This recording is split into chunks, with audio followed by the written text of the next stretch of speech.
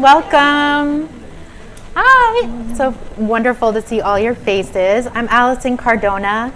I'm with Correct Shelter Medicine Program at UC Davis, and I'm really honored to be here and to be with such an incredible panel of people doing the work and really leading community programs across the country.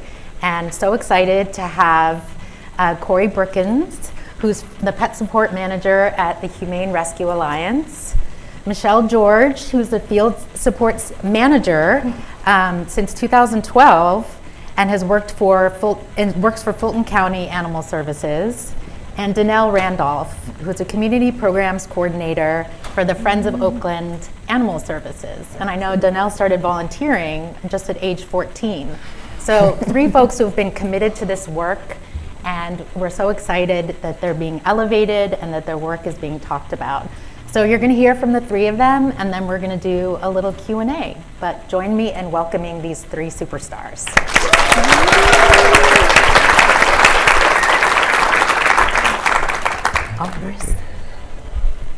Here we go. Okay, good morning, everyone.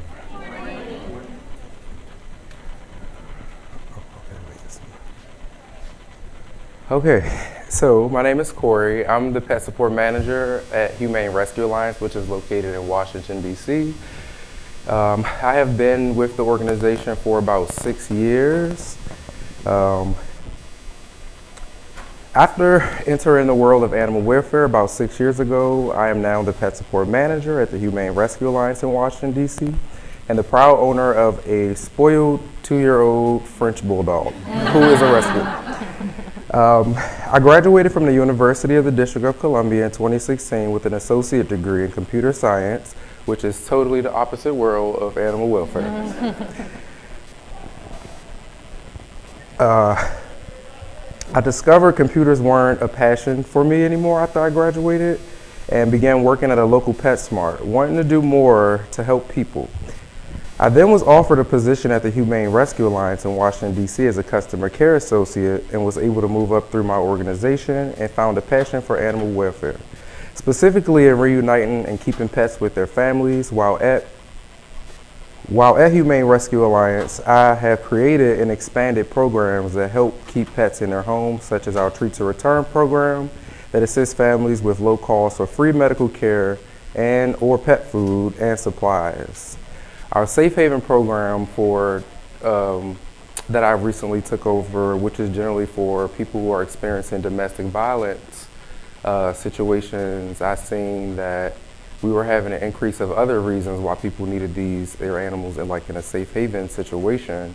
So I was able to expand that under the leadership of our director, who's really amazing. And I look forward to continuing this great work and breaking down barriers in the animal welfare world.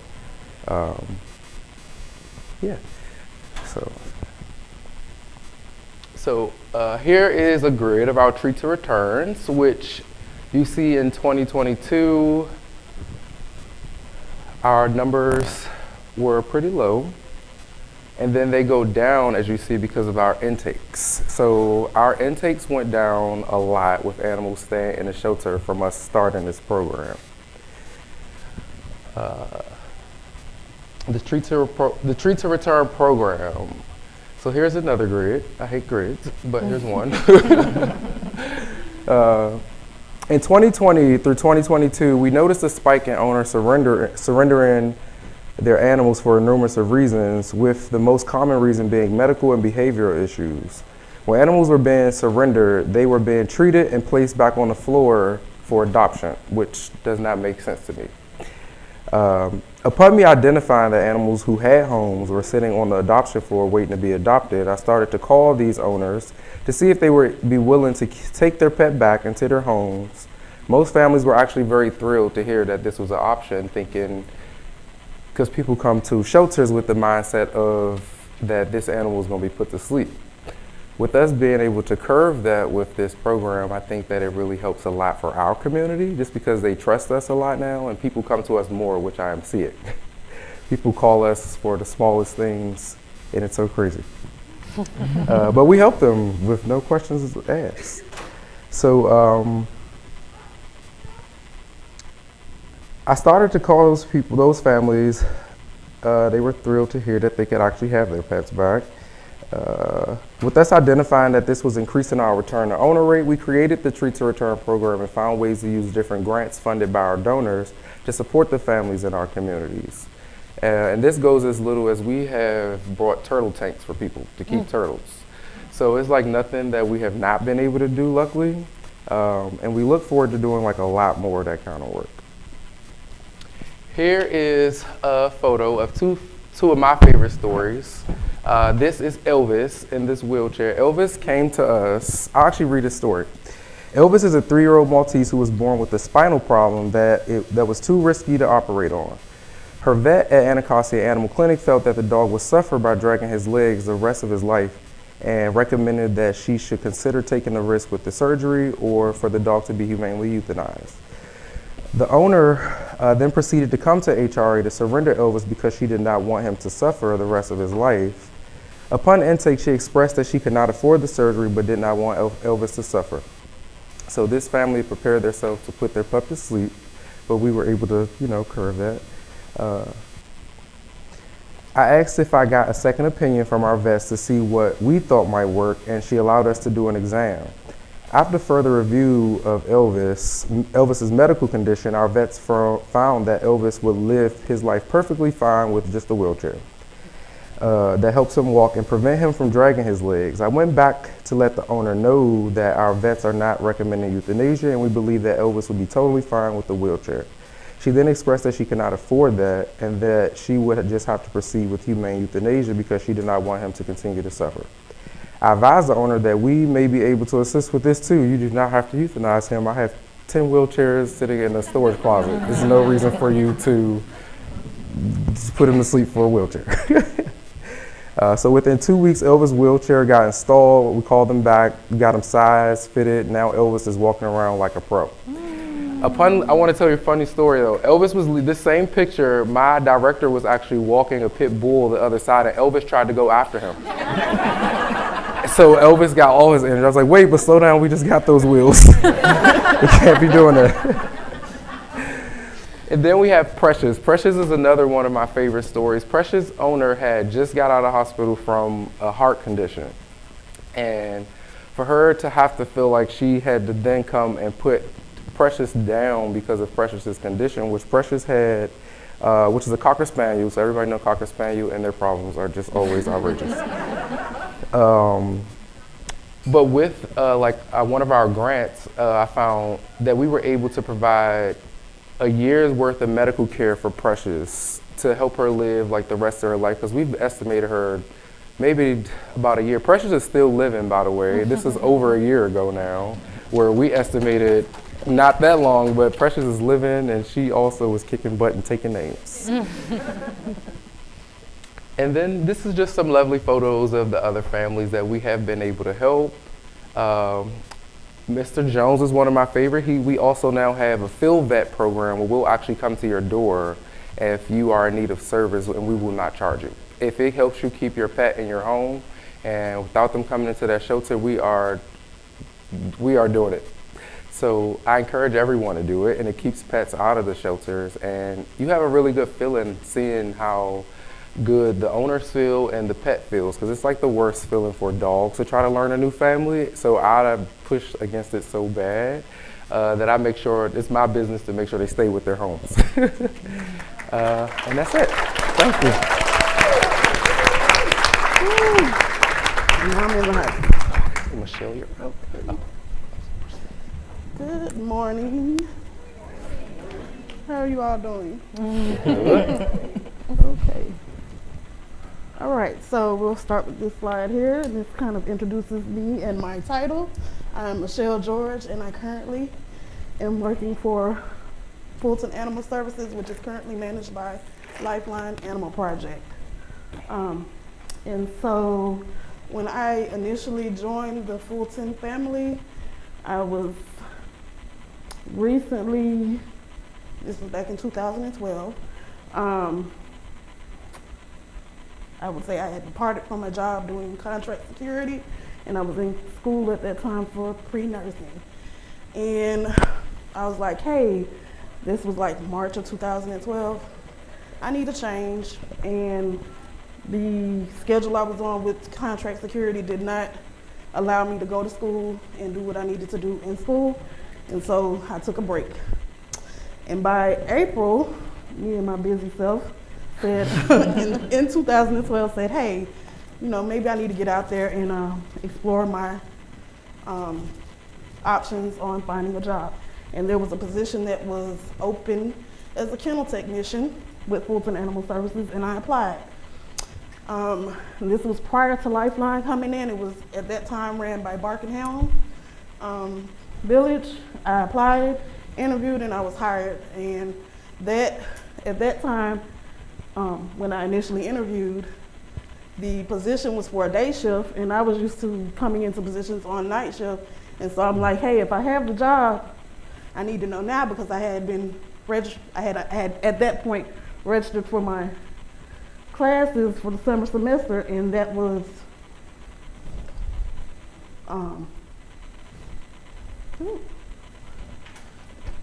I needed to change those classes if I was going to go ahead and continue with Fulton Animal Services.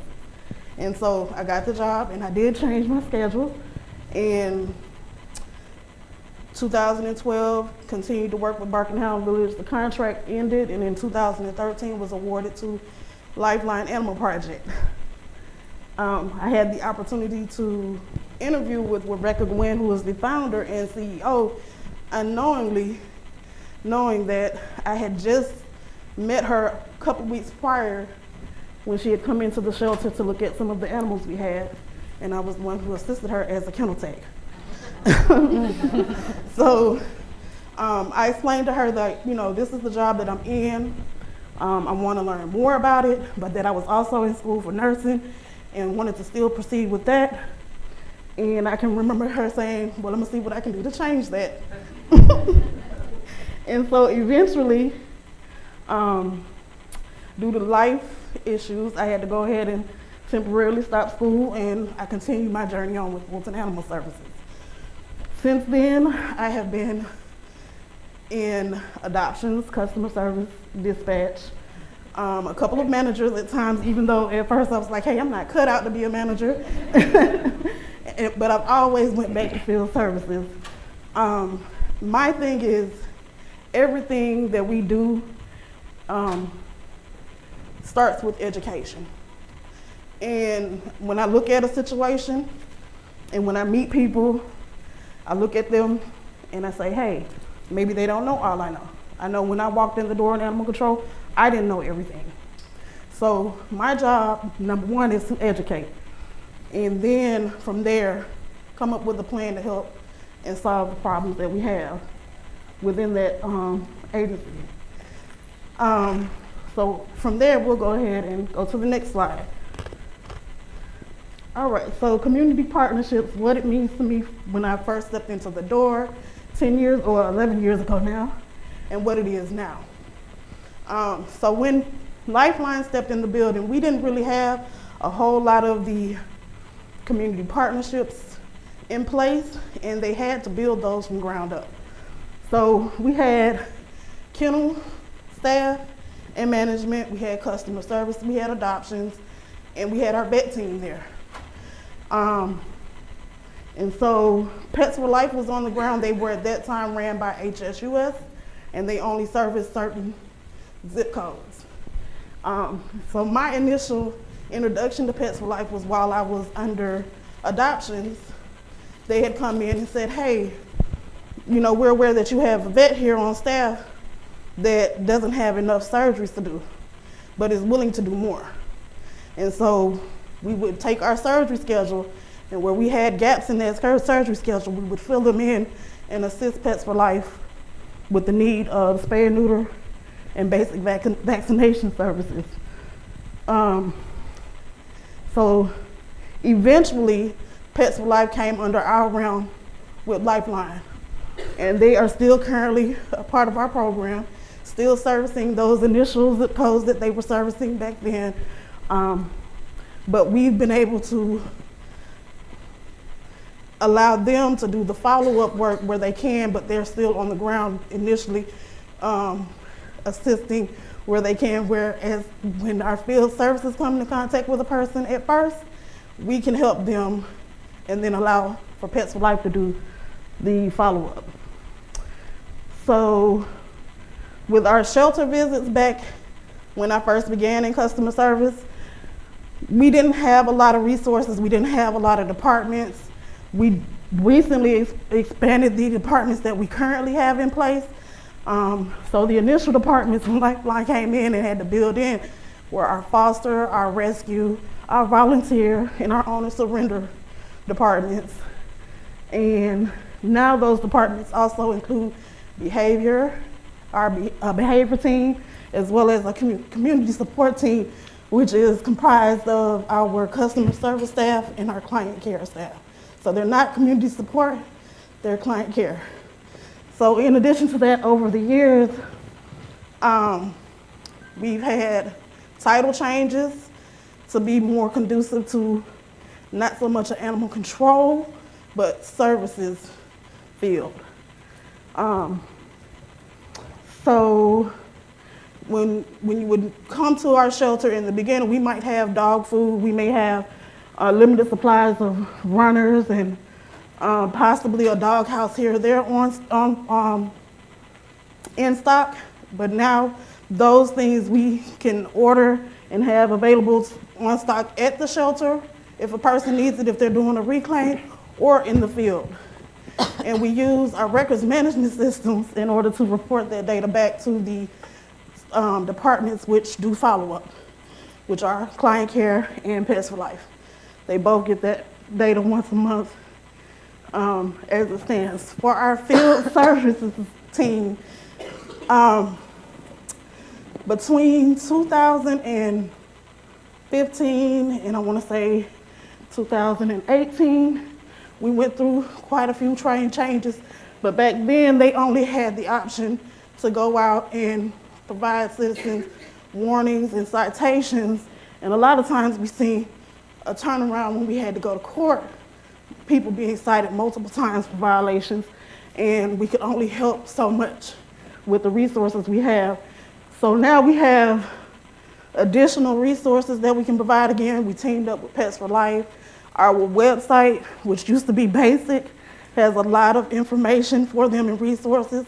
Our surrender team, typically you can leave a voicemail on the line, but it's better to go online because we have rehoming services available, or a step-by-step process for those people to walk them through that, as well as, let's see, if they need to surrender, if they eventually need to surrender, they need to go ahead and fill out the surrender paperwork, giving us as many details as they can to rehome. And so that is my portion for building community partnerships. I did add pictures for our Healthy Pets events, which is normally a collaborative between our commissioners and our community individually and owners, as well as shelters, DA, sheriff's departments, all of those included. Again, Pets for Life, again, is out there actively. And our field outreach team, which goes out and handles community events to kind of let people know what we're here for. And to use us as a resource before just exhausting our measures and calling us and saying, hey, come pick up my pet. And that's all I have for y'all.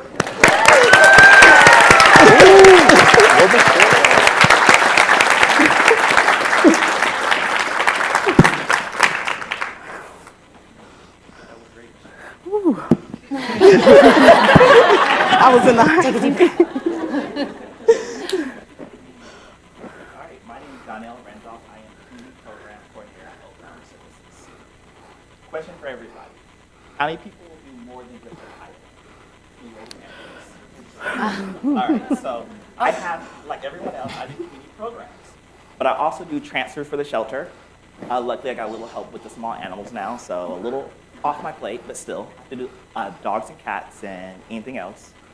I also do some data management for the shelter, and so I'm trying to make sure our data is clean, but also expand programs we might be small, but we do a lot. When I first started, the Friends of Oakland Animal Services had 2 staff members, plus the city shelter that we did approximately about 5,000 animals. Now we're probably up to 7,000 probably at the end of this year. And so right now, my team has expanded over to 12 different positions, but this includes dog and cat foster. This includes return to home that I also get help with because that was part of my job when I first started. So thank goodness I'm getting a little bit more help. And then a couple other positions for some veterinary services and things like that. So I've been at the City of Oakland Animal Services as a contract employee for 3.5 years. My previous roles, I have helped as a kennel attendant with pet food pantries, as a foster care coordinator. I also did free veterinary services. Just wanted to be able to help the public any way I could. I've been in a position before where I had an animal, I needed vet services, could not afford it, and had to surrender my animal. And that hurt me. I had to get therapy over it. But guess what? I have came past that, and I actually have more knowledge to help others. So I like to dedicate my life to hopefully helping other people so they're not being in situations that I have been. All right, so in 2020, we hired a full-time and a part-time vet to come at the shelter. The full-time vet was super interested in community outreach and felt like Oakland actually needed it. And this is the first time we actually had something like this. We had people coming in daily asking for services and getting turned away, getting sent to other programs that were full, had waiting lists, and people needed help now. So, before, people would come in and like, I need to surrender my animal for medical reasons. And so what we had to do was have them surrender, keep them in the shelter, take care of them, try to get them back to health, and call the families later. So they're able to actually take their animals back. Half the time it did not work out. They had moved on, got a puppy, or was not in the place to be able to do that. And so that's not ideal for the animals in the shelter. It's not ideal for us to keep all these animals. The shelter is full, always full. So being able to change some things to be able to help everyone else. So we have contacted the City of Oakland Unsheltered Department to figure out what they need, because those were the main people who are coming in wanting food, wanting other services that we had to turn away. So we started doing monthly clinics. We got donations from other rescues in our area, other shelters, and the public, just to be able to support us in this new endeavor. So we started going to safe RV parks, shelter housing that's been run by the city or the county. And so we're giving out free exams, talking to them to figure out what they need, and actually being able to listen to exactly what they need and moving forward. So we would host these once a month at a different place. We would go to East Oakland, to West Oakland. We would do things at the shelter, just anything that we could.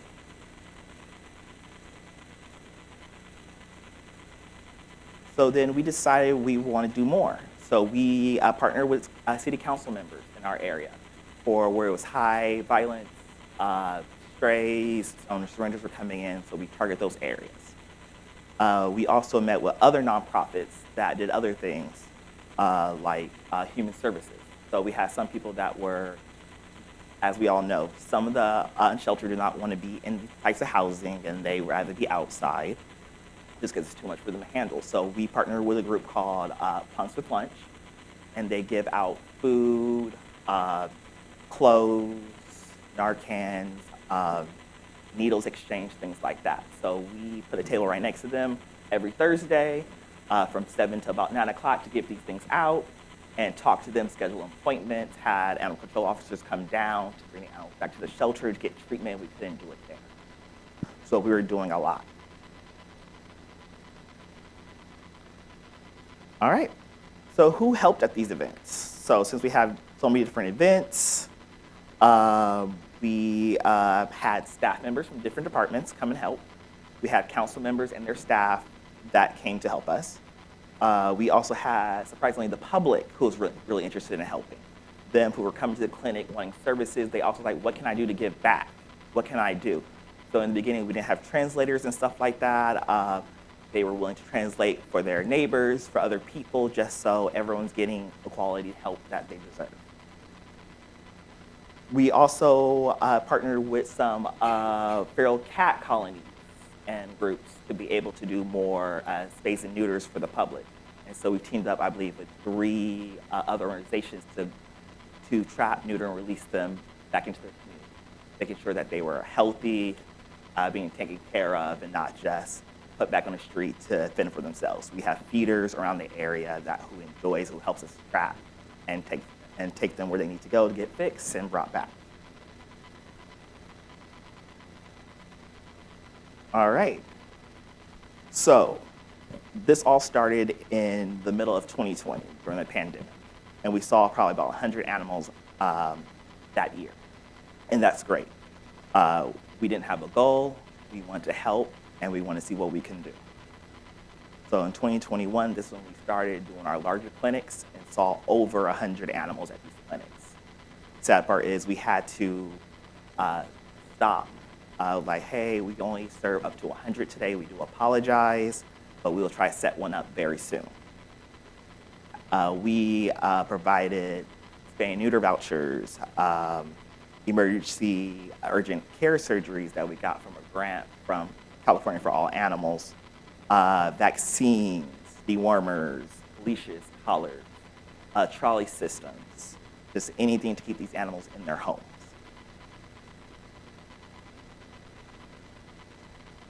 All right, so our Pet Fix. Pet Fix is a voucher program that we have for if you're a city resident and you need your dog or your cat to be spay neutered.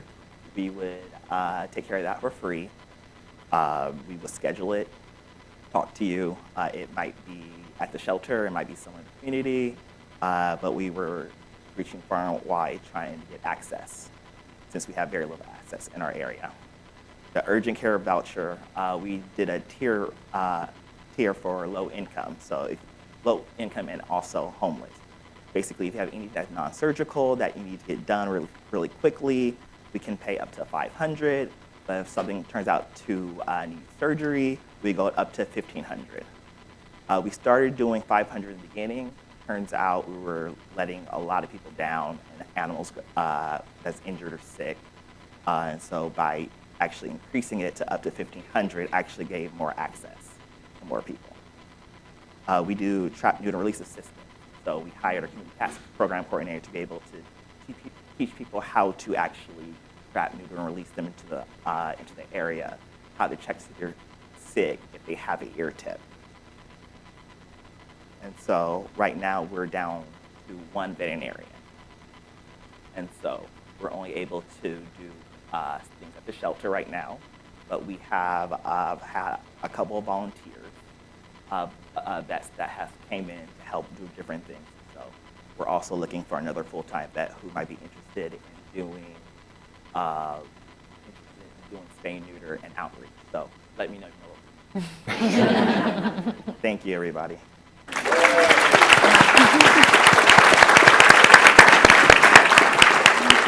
Oh, give it up one more time for this group.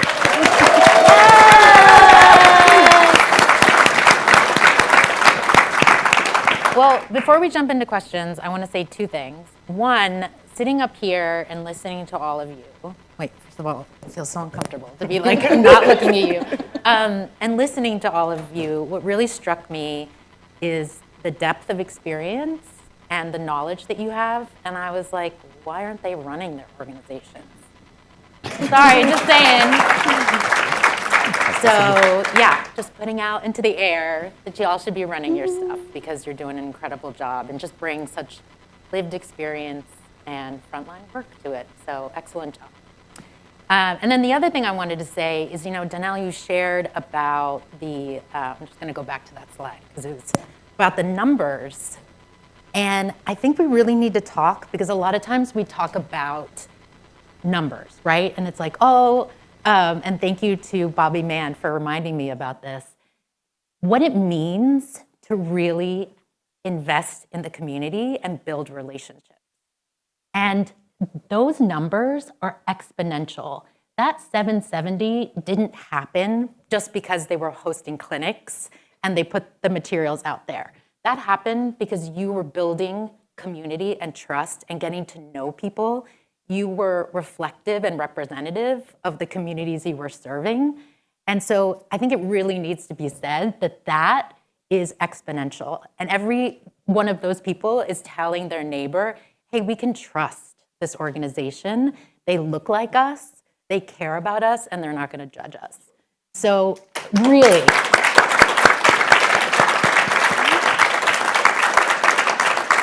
yeah. Okay, I'll get off my soapbox now.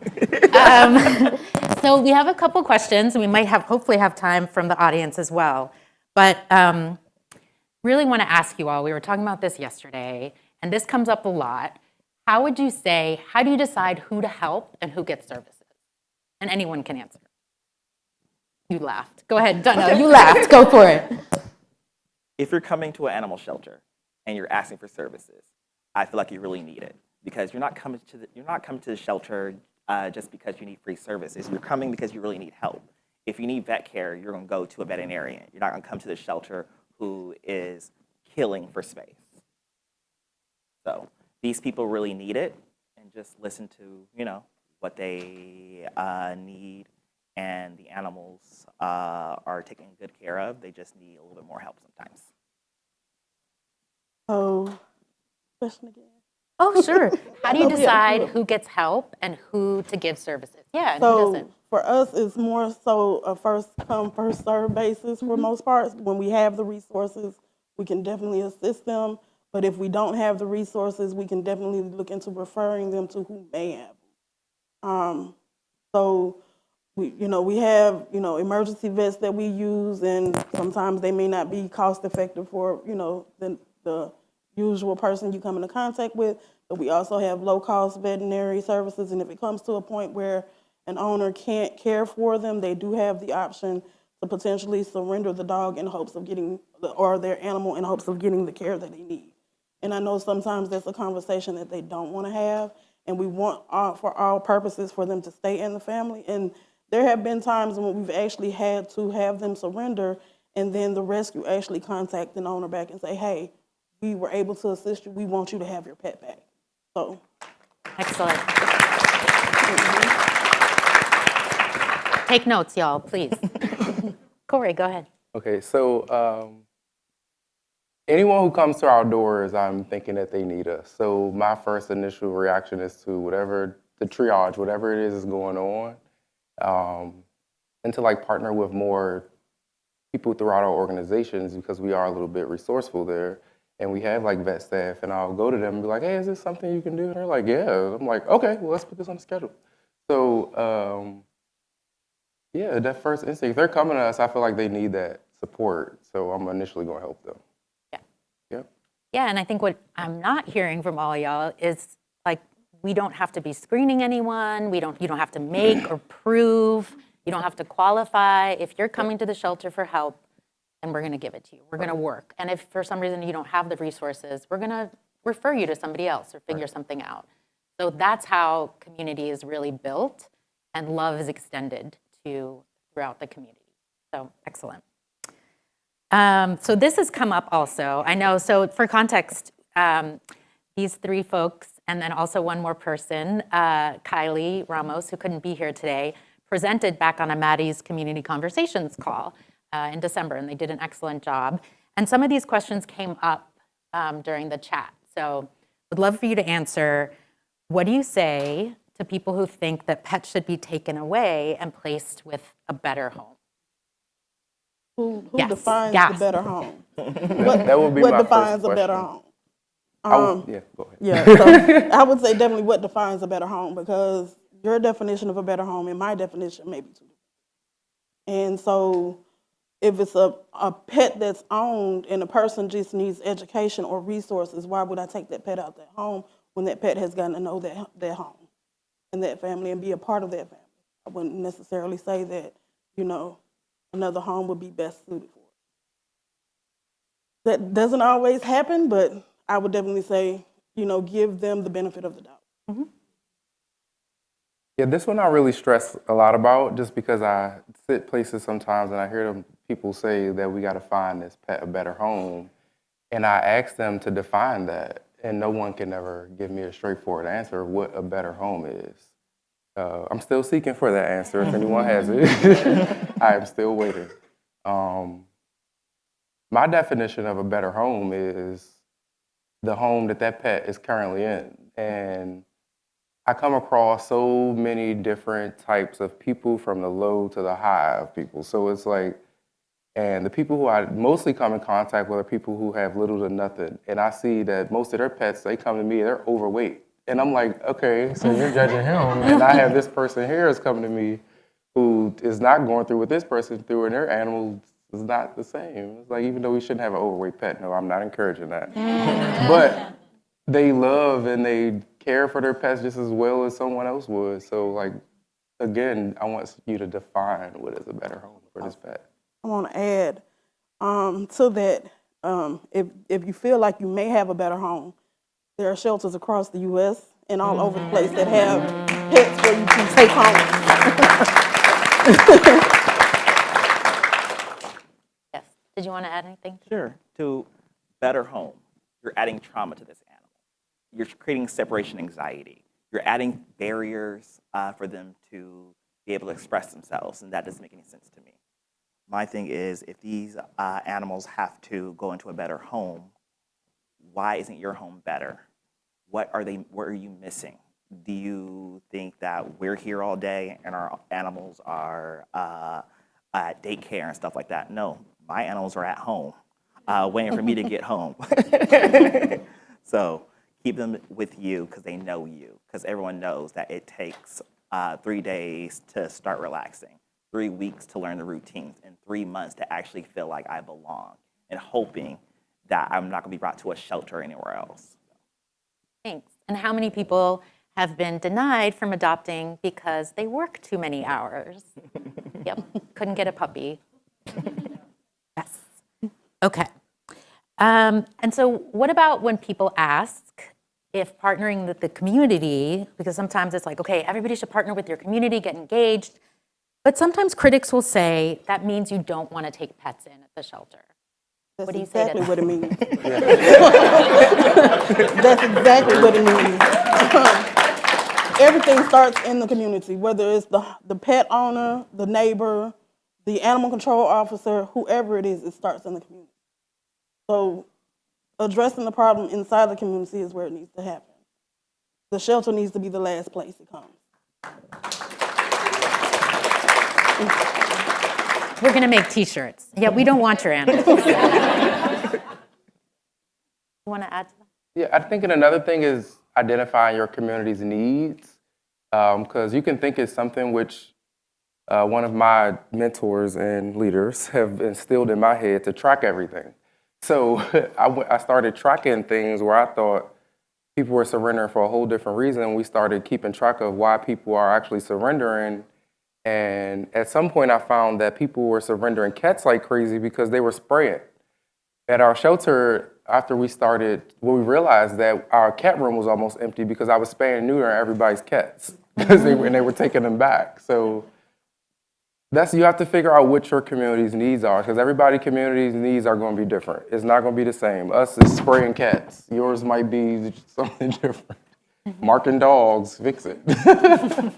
Yeah, so that's my take on that. What I'm noting also, just want to highlight, we have DC, the Atlanta area, the Bay Area, Oakland, and I think a lot of times what we hear is like, oh, my community's different. And yes, it might be, but the basic of engaging and building trust with your community and loving your community is universal. And I think that's what this really shows too.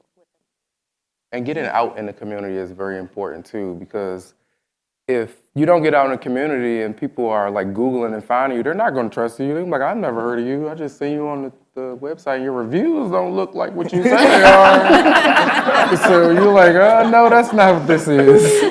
But if they don't have word of mouth, it's like they're just trying stuff, and it won't be that effective because it's not going to be growing their trust in that community. So you have to get out in the community and engage with them and give out surveys, like offer free shots. Just recently, we had a influx of pets coming in with parvo, and we realized they were coming from one area. So what we did was sent out a vaccine clinic van to that one area and gave out free shots to every dog that walked past. It's like, hey, your dog you're up to date? Okay, let's get him this van and get him shots. Because we've seen that now it has went down a lot. So you have to identify your community's issues and then address them and then come up with a plan. And then it takes a good team too. Because you have to have great leadership because it comes down from leadership. I go to my director with ideas and she's like, boy, you're crazy, but come on, let's do it. So you have to have someone that's going to trust you and believe in what you're doing too, and not just what they think. So that's very important, leadership. The willingness to try anything. I love that.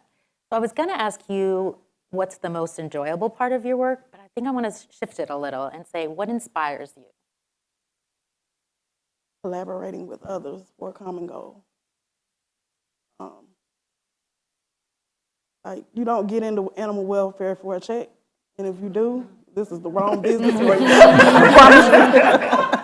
I promise you, you have to have a passion in helping people and pets. And when I first came, it was more so for me, I'd rather work with the pets and not the people so much, but you have to work with the people in order to make sure that the pets are being cared for.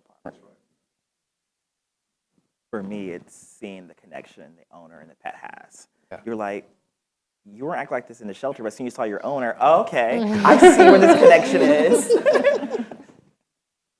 That's kind of mine too. Like, I even take the initiative when pets are being picked up from our program. At the end of the day, I go and get them just so I can see the reaction with the family. And it's like, I mean, this dog's tail was just tucked 2 blocks ago from the surgery room, and now he's like excited, jumping. I'm like, that never gets old to me. That's something that always warms my heart in a way, and it keeps me going back and keep doing what I'm doing.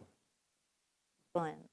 Well, I think we have time for one question, maybe, if anybody has one. I saw you first, Lauren. Yeah. Hi, everyone. Hello. Oh, I think you're supposed to use a microphone for accessibility purposes. Sorry. Hi, everybody. Thanks for being here. I come from a community where we tried to do a return to home kind of program, but there was a lot of hesitation about announcing it to the community, making it well known, because we didn't want people to take advantage of the resources that we had. And also there was the conception that, or the idea that we were creating this welfare program for people to take advantage of the limited amount of funds that we had towards this program. And I just wanted to hear from you all on whether or not that was something that you saw and how you overcame that, and what kind of messaging you may have used to get buy-in from community leaders, from your community, and from everyone else. I know that we used statistics and data to show that, you know, if animals are kept in the home, it's actually a cost savings. But I wanted to see if you guys publicized your programs to get the word out and build those collaborations with your communities. Program. So for Fulton Animal Services, if it's something that starts in the field, you know, our officers are actively scanning for microchips, trying to keep the pets out of the home.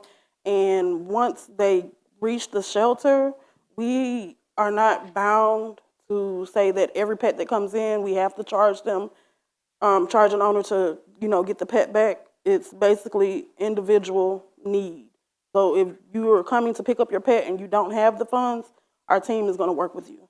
I think they just recently posted on our website, like there's a program, like if it's the first time your pet entered, they will waive the fees automatically.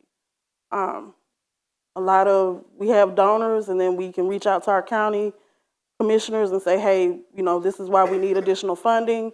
That's 9 times out of 10 what we kind of try to do for those types of things, I believe. What about I think your question too, about what about if people will, I love all the air quotes, no, please, will take advantage. And so I used to work for LA County Animal Care and Control, and now in my role, we fund a lot of shelters, and it's like we want people to take advantage of it, Absolutely. right? Like that's the point, that's what it's there.